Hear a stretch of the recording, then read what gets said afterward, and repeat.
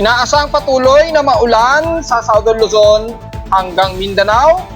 Inaasahang magpapatuloy hanggang this weekend. Inaasahang posibleng mapagbaha sa bahagi ng Bicol Region at ilang bahagi ng Southern Luzon dulot ng cluster ng heavy rain showers. At dahil sa umiral ng southwest monsoon at sa first trap na pinagsama, asahan naman sa may bahagi ng Mindanao ang cluster din na heavy rain showers. Pero hilagang bahagi ng Luzon, magiging katamtaman, maaraw at maalinsangan. At bagong interactive monitoring mula kay Pag-asa, mas pinaganda nila at inaasahan daw nila na magiging mas real-time. Pero ito ba ay mas magiging user-friendly? Ating hihimayin.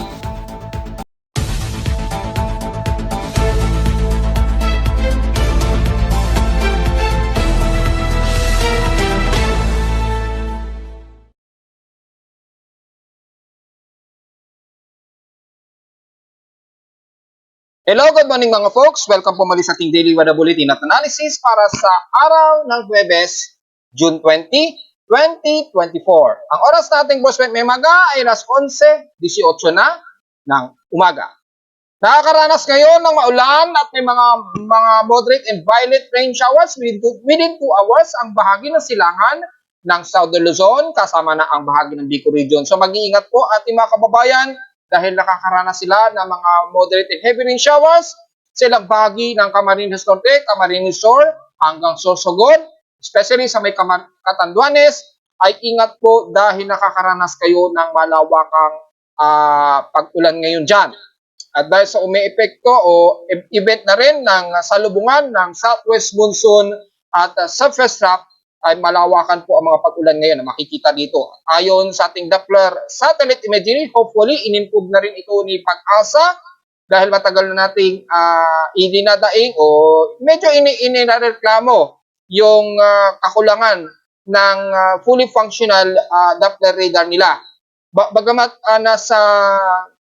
kung di nagkakamali, mga nasa 12 ang ating total Doppler radar sa bansa. Pero kung titingnan natin dito, halos 3 lamang ang madalas na gumagana. Isa dito sa may bahagi ng Subic line or dito sa bahagi ng Diet, dito sa may bandang Camarines Norte, Doppler satellite imagery at dito sa may bandang Subic at dito sa may bahagi naman ng bandang Cebu at Palawan radar. And the rest hindi gumagana, especially sa may bahagi ng Apari. O diyan, sa may bandang Apari, may Doppler radar din dyan eh. Pero kung mapapansin ninyo, hindi po ito gumagana. So, sana lahat ng ating mga installed Doppler radars, kailangan operational po sana lahat yan. Dahil importante po yan, lalo na sa real time na mga posibleng babahain, lalo na kasalukuyan pong nakakaranas ng heavy rain showers. Ang Bicol Region mula sa may bandang Mount Isarog, Caramuan, Catanduanes Island, lalo na sa may bahagi ng Iriga, Legazpi City, Sorsogon, hanggang bandang Bulusan na po. Ingat po sa mga potensyal na pagbaha dyan dahil kitang-kita sa Doppler ang umaabot sa mahigit 30 to 50 mm ang rainfall. Ang nakikita natin dito at sa ilang bahagi ng Quezon Province at Camarines Norte. Ayan po, malawakan po yung water vapor at dalang ulan sa paligid nga po ng Bicol Region. At sa ibang bahagi naman ng Mindanao at Visayas, nakakaranas din ng mga scattered rain showers. Nakikitaan natin yung ilang water vapor sa may Doppler radar sa paligid ng Central Visayas, Negros Region hanggang di sa may bandang Zamboanga Peninsula at Northern Mindanao area.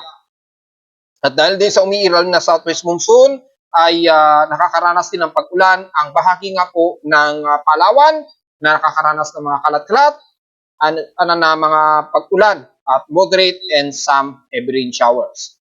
So hopefully mas magiging operational na lahat ng ating Doppler radar sa buong bansa kasi yan ang importante kaysa magbase po tayo sa forecast na chaos theory lamang.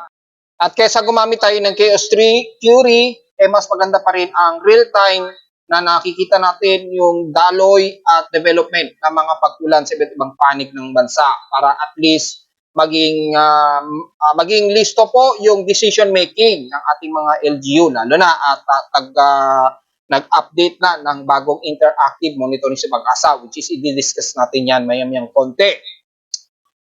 By the way, una ay dito muna sa lagay ng ating monitoring system. Mula sa current conditions, overcast, gloomy po, haze pa rin po tayo ha. Cloudy at partly cloudy to mostly cloudy ang umiiral dito sa amin sa Caloocan. Kita sa ating live CCTV snapshots, ang medyo gloomy po ang umiiral pa rin. So medyo overcast pa rin ang mas umiiral at asahan yan sa Metro Manila maghapon. Kaya medyo hindi pa rin maganda ang ating air quality. At dahil sa unhealthy pa rin ang ating air quality, dulot na rin ng thermal inversion na hindi agad nakakaalpas yung air pollution natin sa syudad dahil dito sa natatrap po yung ating air pollution sa baba. Hindi siya nakakaalpas sa pinakamataas. So nakakadudulot po ng mas mataas na air concentration na bad air pollutants. So nasa 146 po ang ating index at since kanina pa ay mataas na ang ating bad air pollution na. Magmas po tayo mga folks dahil esahan na maghapon yan ang magiging masama ang ating hangin sa paligid.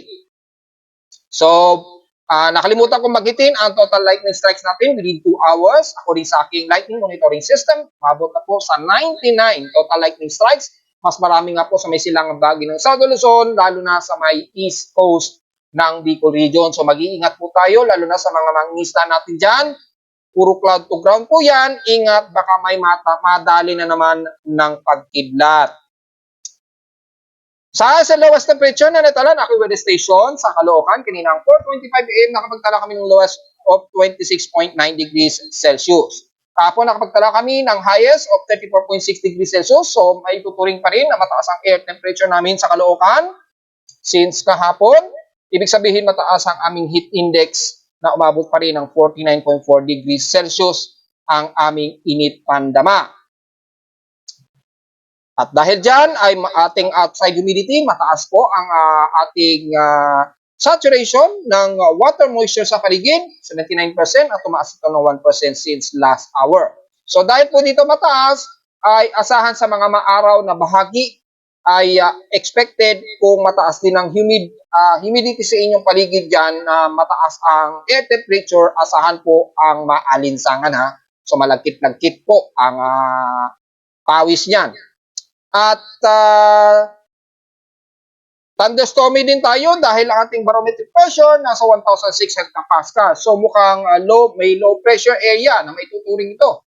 O yung binanggit na nga natin kahapon na potentially na maaaring tumaas yung low pressure area sa may kalurang bahagi ng Palawan. Anytime, pwedeng banggitin yan ni Pag-asa ha, as a shallow low pressure area. So dahil mas mababa po yung atmospheric pressure natin sa Luzon, asahan ang mga localized thunderstorms, mas tataas po yan. At maaaring magkaroon ng mas mataas na convection o yung convergence natin dito sa paligid. So anytime magkakaroon tayo ng mga biglaang kalat-kalat na pag-ulan ha. At since steady dito since last hour, anytime asahan ang mga pagkulog at pagkilat. Hindi pa rin may aalis, lalo na sa hapon o sa gabi pa rin, ang mga pagkulog at pagkidlat lalo na sa kalurang bahagi ng Loro Luzon. So sa ngayon, maalinsangan dyan at klaro ang himpapuid. Pero pagdating ng hapon, kadalasan, nagkakaroon ng pagkulog at pagkidlat sa kalurang bahagi ng Hilagang Luzon. So take note pa rin yan sa mga kababayan natin mula Ilocos Norte hanggang Zambales. Samantala sa ating phase systems in past 24 hours, nanguna naman ang Apari na may pinakamataas na temperatura, umabot ng 35.6 degrees Celsius. Ang sa lowest temperature naman sa Baguio City ay nasa 18 degrees Celsius. Ang almost stationary pa rin na lowest temperature sa bansa.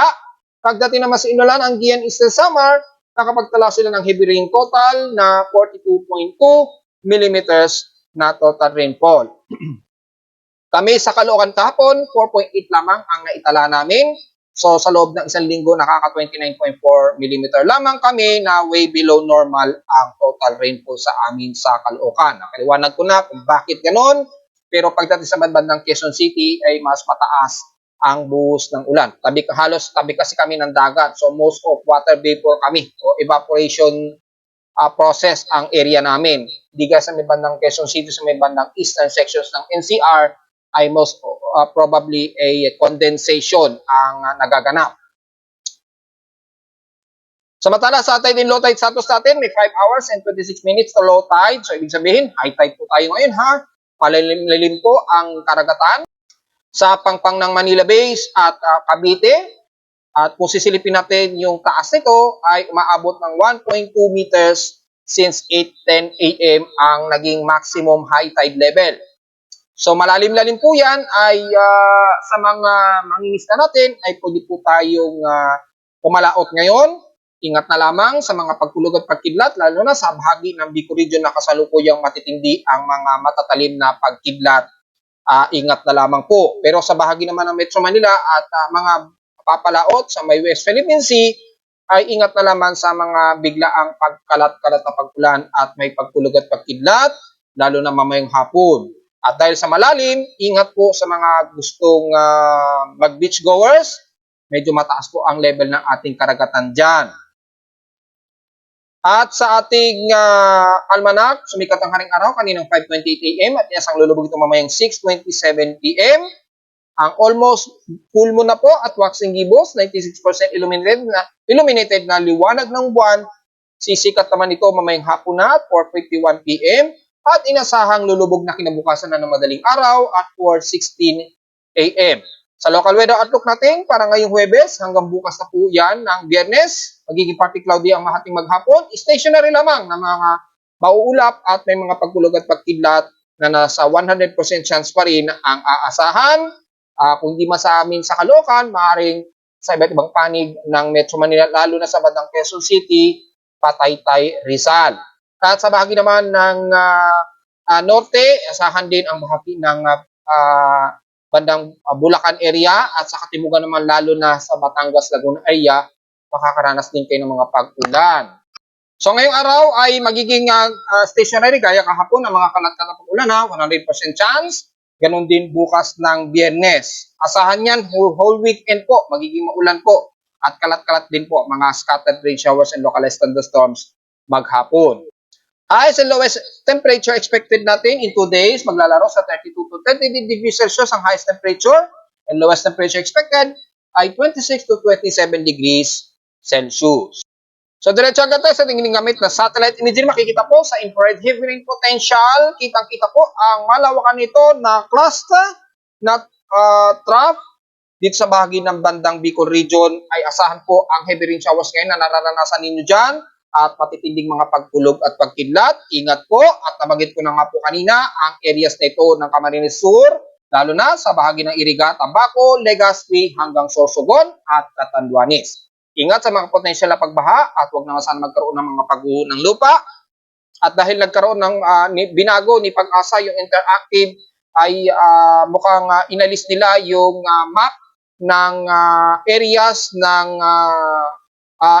na mga posibleng bahain. So by text format po ang ginawa nila.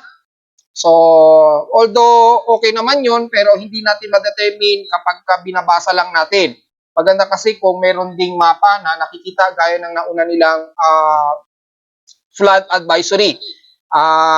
Mas kita-kita po kasi yung mga areas na hindi na masyadong metikuloso yung pagpapaliwanag kapag binabasa through text lamang. Pero kung sa mapa, gaya nitong mga ganito is mas madali na po maiintindihan ng mga kababayan natin kapag nakita na po yung hitsura ng mapa. Pero pag by text kasi yung flood warning advisory, lalo na sa mga may mga simpleng kababayan natin, hindi agad ito maiintindihan kagad. Pero kung by object, tulad ng mapa, ay mas madali po makikita yung mga areas na posibleng bahain. Wala po tayong magagawa dahil binago ni Pag-asa, hopefully, i-restore nila yon. Sa ngayon ay asahan nga po na mga bandang Bicol Region nga po at Southern Luzon, makakaranas pa rin ng mga ilang moderate and scattered heavy rain showers hanggang Marinduque, kasama na bahagi ng Romblon, Burias Island, Masbate. Damay na rin sa may bandang Eastern Visayas, lalo na sa Northern Samar Region mula Katarman, Allen, Palapag, pababa na yung bandang Dolores, Catbalogan City at Calbayog sa may bandang Northeastern o Norte ng Samar Region sa may Eastern Visayas. And the rest ng Mimaropa, magiging maulap din po. Despite na mga ilang kalat-kalat na pag-ulan, na may ilang pagkilat at pagulog na iiral dahil nga po sa ating southwest monsoon na patuloy na umiinag dito. Hindi man malakasan yung southwest monsoon na nagde-develop din sa may bahagi nga po ng bandang Timog Kanluran ng Mimaropa, asahan pa rin ang mga kalat-kalat at mga ilang moderate and some heavy rain showers po. Dahil very cluster po ang mga heavy rain shower dito sa bahagi ng Mimaropa, lalo na sa buong Southern Luzon area. At pagdating naman sa may bahagi ng Visayas region, nabanggit na natin ang silangang bahagi ng Visayas, lalo na sa may bandang Eastern Samar, ay nakakaranas sila ngayon ng mga moderate and some heavy rain showers na binanggit ko dyan sa bahagi ng Northern Samar, pababa ng Borongan City. And the rest naman, patawid na yan ng bandang Gian Eastern Samar at kasama na ang bahagi ng Leyte mula Tacloban hanggang Baybay City, katamtaman at maya-maya magiging maulap at asahan din ang mga isolated rain showers na may ilang pagkilat at pagkulog, and the rest ng Central Visayas, damay na ang Bohol, Dumaguete, at Siquijor area. At pagdating sa bahagi naman ng Panay Island at Negros region, magiging katamtaman, party, tumusin ko din na iral, at maya-maya, anytime makakaranas din kayo ng mga isolated rain showers at mga localized thunderstorms, lalo na di sa mga sa norte ng Panay Island, asahan ang mga magiging maulan maya-mayang konti mula Malay, Kalibo, Aklan, Rojas City hanggang Estancia, Batan. Ingat po sa potensyal na pagbaha anytime itong maghapon. Kabilang na rin ang bahagi ng Cebu, northern part ng Negros region, especially ng Bacolod, San Carlos, pababa na yan ng bandang Gihulugan City. Correct nilang me if I'm wrong doon sa pagbasa ko. Gihulugan o Gihulgan City. Mahirap basahin masyado eh. At sa paligid ng Canlaon Volcano. Ingat na lamang po sa mga pagdaos-dos ng lahar just in case na ulanin kayo dyan. At sa bahagi naman ng Mindanao, ang buong sentro, eastern part ng Mindanao at Davao region, nakakaranas sila ngayon ng mga cluster, ng mga moderate and heavy rain showers po dahil po sa surface trap na umiinog dito sa paligid. Medyo mababa po yung low pressure area dyan sa paligid. So mataas po yung trough ng cluster. Asahan ang mga kalat-kalat na moderate and heavy rain showers ng buong Eastern Mindanao, Davao Region hanggang South Southern area. Siyempre, damay na rin ang Agusan del Sur at ilang bahagi ng Lanao del Sur area. Siyempre, yung bahagi nga po ng Caraga area, pababa ng Davao de Oro, kasama na ang pate ng Compostela Valley dyan. Nakakaranas sila ngayon ng clusterized na moderate na heavy rain showers. Ingat po sa mga pagbaha, wag naman din sana magkaroon ng biglang pag-uho ng lupa, dahil madalas pong yanigin nga po ang bahagi niya ng Eastern Mindanao at Davao Region. Sa Northern Mindanao mula Cagayan de Oro hanggang Ginoog ay magiging party tumusikaw din kayo dyan. Expected din ng mga isolated rain showers, mataas po at 100% chance daw ang naka-forecast hanggang Osamis City, papasok na yan ang bandang Zamboanga Peninsula. So mula dyan sa bahagi ng Oroqueta, Dapitan at the rest ng Zamboanga Peninsula, katamtaman, pati tubusin ko din ni Iran sa inyo dyan. At anytime, magiging pabugso-bugso po ang mga kalatang pag-ulan dyan na may pagkilat at pagkulog. So ingat po mga folks. And the rest ng bahagi ng Zamboanga City at isla ng Basilan at Hulusulu. So magiging cluster din po at overcast and very gloomy rin ang bahagi na yan. So almost generally ng buong Southern Luzon, Visayas at Mindanao ay very saturated yung water vapor ninyo dyan. So overcast at gloomy po ang halos buong bahagi nga po ng Southern Luzon, Visayas at Mindanao. So magiging pabugso po at biglaan ang biglang buhos ng ulan. So alisto po sa mga kababayan natin. Pero pagsapit nga po ng bandang Calabarzon na nakakaranas din ng mga ilang pag-ulan, ang Laguna area hanggang ilang bahagi ng Calamba, Tagaytay at dyan sa bandang Lipa. Pero sa pataas ng bandang Cavite hanggang Metro Manila, gloomy pa rin ang nararanasan namin dito, kaya asahan pa rin ang mga biglaang kalat-kalat na pag-ulan na may mga localized thunderstorms din, all the way hanggang bahagi ng Angeles at San Fernando, Pampanga.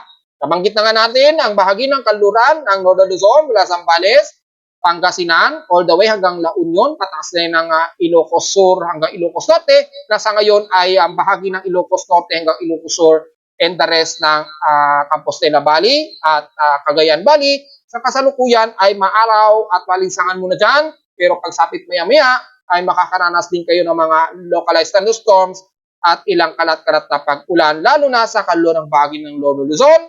So magdala pa rin kayo ng pananggalang, hindi lang sa tinding sikat ng araw, lalo na mamayang hapon na bigla ang makakaranas kayo ng mga localized thunderstorms. So kung titingnan natin yung contour map Matindi ang temperatura ngayon, nararamdaman ng mga taga Peña Blanca, dyan sa sentro ng Caraig Regional Center at Ponggong at mismo sa Tugigaraw City ay nasa above 35 degrees Celsius na ngayon ang naging temperatura dyan sa area. In the rest, matataas po ang temperatura, more than 30 to 32 degrees Celsius according sa contour map temperature ng data feed ni Pag-asa. Pero asahan mamayang hapon ay magiging makulimlim bigla at asahan na naman ang mga localized thunderstorms, lalo na sa kalurang bahagi. So, medyo ready pa rin kayo ng mga pananggalang sa biglaang ulan. At iwas po sa mga pagkulog at pagkidlat mamayang hapon o lalo na sa gabi. Samantala ay inaasahan hanggang this weekend, wala po tayong asahan na anumang active na low pressure area. Pero yung anomaly dito sa paligid nito ng Southern Luzon, Visayas at Mindanao, mababa po ang atmospheric pressure natin at na-detect na natin sa ating barometer na nasa 1,006 hectopascals po. Very thunderstormy po. So makikita dito yung anomaly ay nasa around 30%. Pero kung titingnan natin yung actual satellite imagery, napaka-scattered lamang ng convergence nito na magdudulot lamang ng trough ng mga pag-ulan at localized thunderstorms sa buong Southern Luzon, Visayas at Mindanao area. Pero hindi natin may aalis pa rin sa may kabahagi ng kaluran ng Palawan anytime na paari pa rin mabuo yan na magkaroon ng shallow low pressure area na anytime pwede rin itaas yan ni Pag-asa. So hindi pa rin natin may rule out ang possibility niyan kasi yung low pressure area sa may silangan ng Visayas at Mindanao kahapon ay hindi naman itinaas ni Pag-asa. Pero at least nagkaroon tayo ng assumption na kapag nagkaroon ng low pressure area, bumaba man lang ng kahit 1,006 hectopascals na ngayon araw lamang ito naramdaman. Bahala na po si Pag-asa na mag-decide kung itataas nila yan sa shallow low pressure area o manatili lang mga trough na magdadala lamang ng pag-ulan. Gaya na ating analysis ng mga nakarang araw, lalakas po ang ating habagat ngayong araw. Ayan, nakikita naman natin yung pag-usbong na malawakang southwest monsoon at umaabot na nga rin po sa may bahagi po ng Visayas at Mindanao yung southwest monsoon. So asahan po ang mga kalat-kalat na pag-ulan at moderate and heavy rain showers madalas. Hindi pa masyado ramdam ng mga taga Northern Luzon, kabilang na ang Metro Manila masyado dahil medyo yung inflow ng southwest monsoon medyo dito lamang siya bumabagsak sa may bandang timog kanluran ng ating bansa madalas. Pero the rest, ang tuloy-tuloy na southwest monsoon flow ay asahan yan hanggang this week o susunod na linggo na po yan, tuloy-tuloy na yan. At yung ITCC, dahil wala na po yung high pressure area, nabanggit ko yan kahapon, ay ngayong araw ay totally wala na po yung high pressure area, mas malayo na po at hindi na makikita masyado sa southeast ng Japan. So medyo lumuwag na po o gumaan na po yung atmospheric pressure din sa may bandang silangan ng Mindanao sa labas ng ating Philippine Area of Responsibility o along ng Intertropical Convergence Zone line. At dahil dyan, asahan po o expected na natin magkakaroon ng sunod-sunod na convection sa paligid ng ITZZ line. So anytime moment, na anytime na may mabubuong possible pa rin na mga biglaang inverse o shallow trough at magkakaroon ng upward low convection anytime dahil sa wala na pong presensya ng high pressure area. So medyo abang-abang po tayo. Dahil last week ago naman ay nakataas na ang forecast, yan, maging sa global traffic hazard na mataas na ang tsansa na may mabubuo na hanggang around 40 o more than 40% chance na may mabuo na tayong low pressure area, which is tumugma nga po sa ating analysis. Biglang lumakas po. Dahil nga po yung ITCZ line ay gumaan na rin ang paligid dito sa may bandang silangan ng bansa natin sa labas ng FAR dahil wala na o lumayo na yung high pressure area dito sa may southeast ng Japan. So dahil po sa ganyang senaryo, anytime biglang bababa po ang atmospheric pressure natin dyan, pwede nang umabot sa 1,006 to 1,007 hectopascals. At mas madalas na po yun. So anytime biglang may mabubuo tayo dyan na active low pressure area sa mga susunod na araw o linggo. Abang-abang na lamang sa biglang lalabas na anomaly development, lalo na sa ating minomonitor using convergence track monitoring at wind shear development. Sa ngayon ay hindi pa naman natin nakikita, mataas lamang yung convergence sa may kalupaan nga po ng timog kaluran ng bansa So yung convergence sun magdudulot nga po ng malawakang trough na magdudulot po ng pag-ulan. Kaya tumataas po yung anomaly according dito sa ating West Pacific Basin. Pero yung chance na magiging bagyo ay napakaliit pa mga folks dahil wala pa tayong nakikitaan na upward low convection nga po. So yun po ang maliwanag dyan ha. At very kalat-kalat po kasi siya. Napaka-scattered. At dahil po dyan, sa mga computer models, ayan po, may nakikitaan nga po na low pressure area sa may bandang kalurang bahagi ng bansa, sa may bandang Palawan. Extended forecast nito hanggang June 27, 2024 na po. So katapusan na po na to ng buwan. So anytime, pwede pa rin itaas yan. Mula ngayong araw, kapag nagkaroon ng mas mababang atmospheric pressure, maaaring itaas yan ni Pag-asa. Pero medyo safe naman dahil mas malayo ito sa may kalupaan ng bansa sa ngayon. Mas malapit ito sa may bandang kalupaan ng Vietnam. At yung kilos naman ito, bigla itong magno-north eastward dan bigla itong magre-recurve papuntang northwest direction.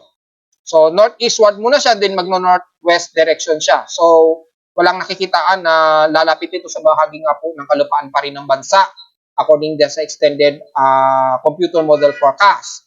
Sa SMWF, southwest monsoon lamang nakikita nito. So mostly surface trough, ang intertropical convergence zone lamang ang nakikitaan natin according kay SMWF. So mas madalas po na magiging maulan po ang bahagi ng Southern Luzon, Visayas at Mindanao area. Kay NABGEM naman, ganun din, halos katugma kay GFS na may low pressure area daw sa may bandang Vietnam o kanlurang bahagi ng Palawan area. Extended yan hanggang June 26 to June 27 po yung extended track forecast nito, yung forecast ng computer models. Pero dito kay NABGEM hanggang 23 to 24, ayan, 25. So, yun lamang ang extended forecast yan. Ima-maximum na natin hanggang June 27 na maaring may mabuo nga pong low pressure area. Pero shallow lamang ito, so depende na po yan kay Pag-asa. Pero sa may silangan naman sa kasalukuyan, wala tayong nakikitaan according sa mga computer models na magkakaroon ng active o invest sa ngayon. So babantayin pa rin natin ito dahil maaring itong katapusan, magkakaroon ng potentially na invest development. Wala na nga po tayong high pressure area. Kamustahin naman natin yung level ni Angat Dam ngayon ay patuloy pa rin ang very critical at pagdaos-dos ni Angat Dam. Mula kahapon sa 176.62 meters, ngayon ay nanatiling nasa 176.62 according dito. So constant, mukhang hindi siya nabawasan. Pero almost mag-negative 6 meter na po yung very critical level ni Angat Dam. O to be exact, negative 5.85 meters po. Mukhang sinarado na muna yung distribution kay Angat Dam. So dahil dyan, ay maaring gumagamit ngayon tayo ng supply sa ibang mga dam. Maaring kay Lamesa Dam. Yan. So tingnan po natin. Medyo hindi operational o walang nabawasan kasi kay Angat Dam. So wala tayong idea kung kay Ipo Dam o Lamesa Dam kumukuha po ng substitute na supply yung ating hydrological center. Pero dahil po dyan, asahan magkakaroon ng water interruption mga puksa at dahil sa patuloy na pagdaos-dos. So dahil sa mukhang nahinto yung pagbawas ng distribution kay Angat Dam, ay makikita natin sa graph ay patuloy ang kanyang pagdaos-dos po. Grabe po, napaka-critical na talaga. Oh. So siguro medyo shutdown muna yung distribution. Dahil base dito ay wala siyang nabawasan sa amount niya within 24-hour period. Yan o, wala siyang nabawasan eh. So mukhang sinara muna yung distribution ni Angat Dam kasi talagang said na siya halos eh. So at least may idea tayo kapag nagkaroon tayo ng water interruption sa iba't ibang bahagi, lalo na sa NCR mga folks. O ngayon ay discuss muna tayo sa bahagi nga po ng bagong interactive map ni Pag-asa. At dahil sa yung General Flood Advisory and Warnings, mukhang iniba na po yung report nila. Ginawa na po nila by text advisory muna, yung General Flood Advisory. Ganyan po mababasa. Although maganda naman yung active alerts na ito, kaya lang sa mga gusto makakita ng visual, hindi muna siguro makita natin ng visual. Depende kung magkakaroon pa ng pagbabago ito anytime mula kay Pag-asa. Pero sa mga gustong malaman yung flood advisory, dito po yan makikita. Ayan, oh. Sa mga gustong malaman pa rin yung flood advisory. Kaya lang, iisa-isain pa natin ito at sa mga gustong makakita ng visual, wala, hanggang text muna ang nakafeed dito kay Pag-asa. So wala tayong makikita sa mapa na flood advisory, yung mas madaling maintindihan kapag nakikita natin by visual. Anyway, in-update na nila yung kanilang website ng Panahon PH. So kung titingnan natin dito, iniba na nila yung systematic mula sa synoptic station nila. Ito yung pinaka real-time nanaw nila na at naglagay na rin sila ng measuring tool.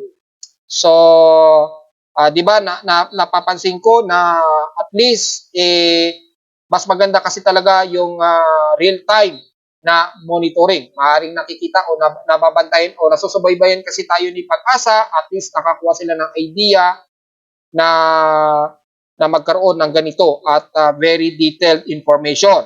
So, mukhang maganda naman ang naging progress. So, kung titingnan natin dito, ay binago na nila, ayan, yung sa panahon gov.ph sila. Pwede nyo pong tingnan yan at makikita nyo po, mostly dito, makikita na po yung almost real-time na representation nila. So, kung tatanungin natin o kung tatanungin ninyo kung user-friendly ba ito, masasabi natin na medyo user-friendly naman siya. Kailangan lang siguro, ang maisasuggest ko, kung po pwede sana, i-compress na lang nila siguro yung ibang data. Example na lamang itong weather station nila, yung data parameters. Magkakabukod pa po yung ay pinapakita kasi ng kanilang parameters. Ayan o, nakabukod yung temperature, yung wind direction, wind speed, atmospheric pressure, humidity, so on and so forth, maging ang heat index. So, although maganda yung interactive representation, kung maaari sana is pagsamahin na lang nila, wag na lang sana nila paghiwalay-hiwalayin. Halimbawa, pag kinilik natin yung weather station, lilitaw na lang dito yung temperature muna tsaka wind speed. Pag kinilik mo, lalabas na yung heat index, humidity, pressure, wind direction, and deviation. Sana ganun na lang sana, imbis na isa-isa. Tapos may problema pa yung wind speed, naka meter per second. Ibig sabihin naka-English value siya. Ayan, yung wind speed niya naka-English, hindi po siya naka-metric. Sa mga kababayan natin, medyo hindi kasi comfortable gamitin ang English system. Gumagamit po tayo ng metric system. So, naka meter per second po ito. Ayan o. So, i-convert pa natin ito sa kilometer a second. So, mahirap pa rin ma-identify kung yung wind speed pasok na sa mga tropical cyclone category. Although, merong info si Pag-asa na mga wind speed doon by kilometer a second at meter per second. Pero mas maganda sana kung naka-kilometers per hour na lang po para mas madali na pong maiintindihan natin. Metric kasi ang mostly na ginagamit natin sa Pilipinas. So, yun lang sana ang napansin ko na medyo baguhin sana nila. Gawin na lang nila itong kilometer per hour imbis na meter per second. Naka-English conversion siya. Tapos, i-compress na lang sana nila yung data parameters imbis na magkakabukod, pagsamahin na lang sana nila para mas user-friendly pa siya, yung real-time. So, ang kagandahan naman nito na ginawa ni Pag-asa at inobserbahan ko naman, medyo real-time naman siya.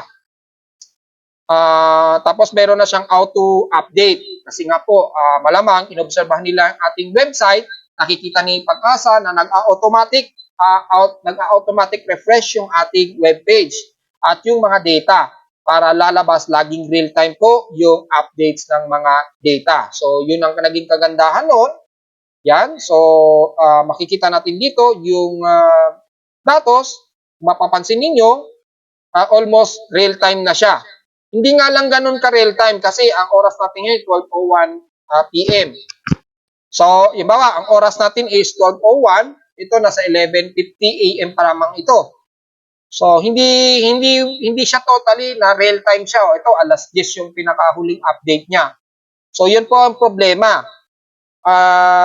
Hindi pa rin talaga totally very close to real time yung mga weather station si Pag-asa. Napakalayo na sa oras ng 12 o'clock. Kahit man lang mga 5 minutes yung delay niya, mas understandable pa. Kasi kailangan kasi real time dahil every minute po nagbabago yung weather systems natin at yung mga kababayan natin gusto agad malaman per minuto kapag lalakas ba yung hangin o yung ulan, lalo na yung rainfall. Mas maganda kasi is na-monitor ka agad. Halimbawa, ito sa Camarines Sur, umuulan ngayon sa kanila, 3.5 mm. Ito, very real time sa kanila. Ayan, nag-update sa kanila. Pero pagdating sa may bandang Sorsogon, Synoptic Station sa Juban, 11:50 pa. So, halos 10 minutes yung delay nung update niya. So, hindi na masundan hindi kagaya nitong sa Pili Camarines Sur na ito almost real time siya.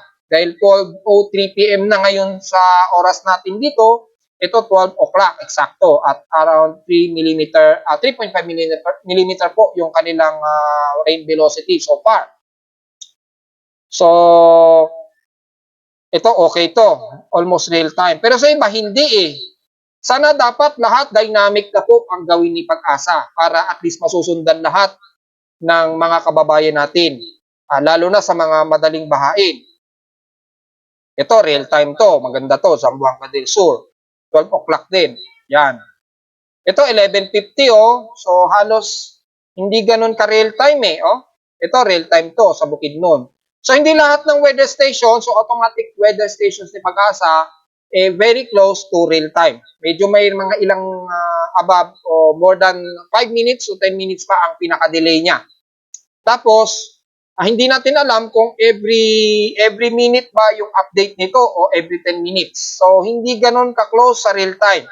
Pero very useful na rin siya. At least meron tayong makikita ang mga datos sa gusto mga kababayan natin na makita yung almost real time na rin na ituturing.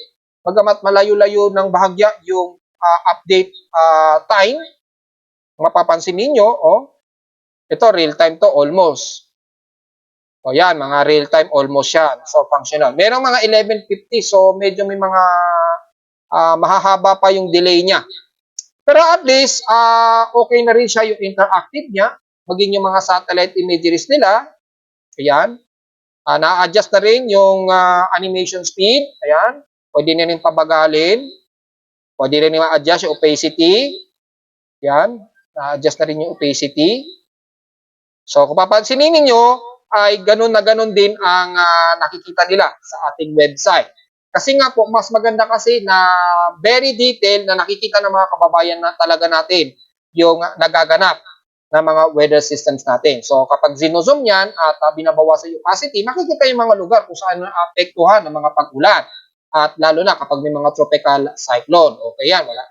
Mukhang maganda yung naging presentation. Sa lightning data nila, okay din, meron na rin silang 10-minute frequency at real time. Yan.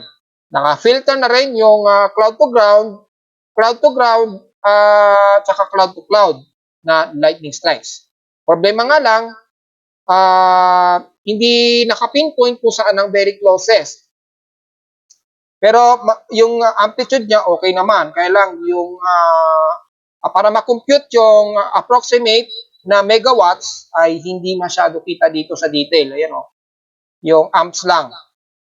And tulad niya, negative. So makikita lang natin yung positive and negative niya. Yung distance from triangulation, hindi makita. Yun lang ang problema. Siguro iba ang ginagamit nilang lightning detection system. So, hindi natin malaman kung very real time to. Yung observed time niya, hindi siya simplified. So, yun lang magiging problema natin. Sa mga kababayan natin na gustong simplified na maintindihan, medyo mahihirapan sila rito, maintindihan ito. So, sa mga gusto malaman, pwede sa aking website dahil doon ay mas detalye po at kita at anong oras po. At nakikita po yung historical nito na mga triangulations. So, okay na rin to. Maganda rin yung presentation ni Pag-asa at meron na rin silang forecast ng weather prediction, 2-day rainfall and 5-day rainfall. Ito yung halos hinango din sa script ng PHP script na ginagamit ng ating website din. At alam ko kung saan yon, hindi ko na po babanggitin para hindi sumama ang loob ni Pag-asa sa inyong lingkod. Pero alam ko kung saan nila kinunan yung data niyan. Pwedeng JSON file yan eh. Pwedeng CSS, CSV file, naka-CSV file yon. So, yung forecast nila dito, yung weather prediction, doon nila rin yung kinuha. So, yun po. So, generally, kung friendly ba ito? Well, medyo friendly, makukonsider na rin po natin. Maganda yung naging presentation ng kanilang real-time monitoring dito ayon sa ginawa nila ni Pag-asa. Medyo konting simplification na lamang ang kailangan nilang gawin at mas isimplify nila yung kanilang presentation lalo na sa wind speed. Gawin na lang sana nila itong kilometer per hour imbis na meter per second. So, para mas understandable ng mga kababayan natin na gumagamit ng metric method o metric system imbis na English system. At narito naman ating 3D20 weather forecast para sa araw ng Huwebes, June 20, 2024.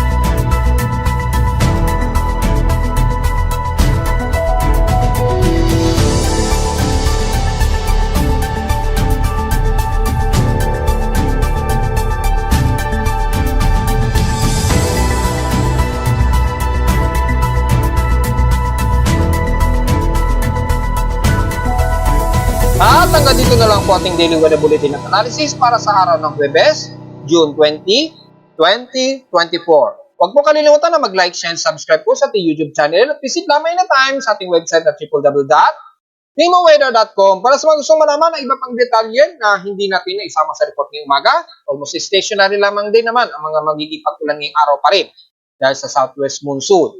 At sa mga ibang mga detalye na hindi natin na isama, at visit lamang din sa ating website sa gustong malaman ang pinaka-dynamic na data mula sa aking weather station para sa mga biyahe ngayong maghapon at sa mga data feeds mula sa iba't ibang weather agencies.